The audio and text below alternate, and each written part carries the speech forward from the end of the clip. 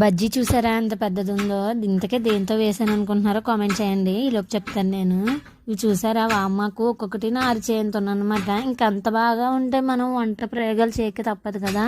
అందులోనూ మొన్న సండే వేశాను. ఆ రోజు మ్యాచ్ ఒకటి ఉంది కాబట్టి మా బావ ఇంకా మ్యాచ్ చూసేటప్పుడు తినడానికి ఏదో ఒకటి కావాలంటే ఇంకా చేయాల్సి వచ్చింది. ఇంకెలాగా మన ఇంట్లోనే ఉన్నాయి కదా అని చెప్పేసి ఫస్ట్ ఫ్రెష్గా వామ్మకు తెచ్చి కడిగేసి పక్కన పెట్టుకున్నాను, వాటర్ అంతా వాడిపోయే వరకును.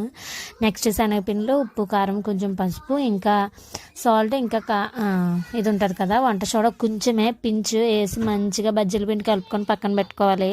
ఏదైనా బజ్జీల పిండి కలపడంలోనే ఉంటుంది. ఇప్పుడు ఆయిల్ పెట్టుకొని ఆయిల్ బాగా హీట్ అయిన తర్వాత ఒక్కొక్కటిగా బజ్జీ వేసేసుకోవడమే. టేస్ట్ అయితే అదిరిపోయింది. నిజంగా నేను ఎక్స్పెక్ట్ చేయలేదన్నమాట ఇంత పెద్దవి వస్తాయని.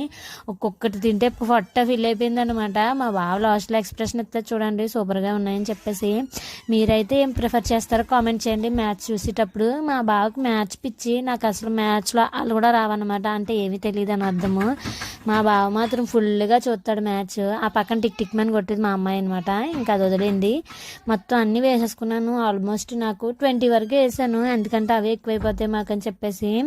నైట్ మ్యాచ్ చూస్తా ఫుల్గా ఎంజాయ్ చేస్తాము. ఏదో సినిమాటిక్గా తీద్దాం అనుకున్నాను కానీ అసలు అవ్వలేదు. ఇంకా నేను ఆనియన్స్ ఏమి కట్ చేయకుండా కారపొడి ఉంటే అది వేసేసి ఆనియన్స్ పెట్టి ఇచ్చేసాను మా బావకి. నిజంగా నేను ఏ ప్రయోగం చేసినా పాప మా బావే తింటాడు. నిజంగా టేస్ట్ అయితే బాగున్నాయి అనుకోండి, ప్రయోగం ఏం కాదు. నచ్చితే కామెంట్ చేసి లైక్ చేసి సబ్స్క్రైబ్ చేసుకోండి.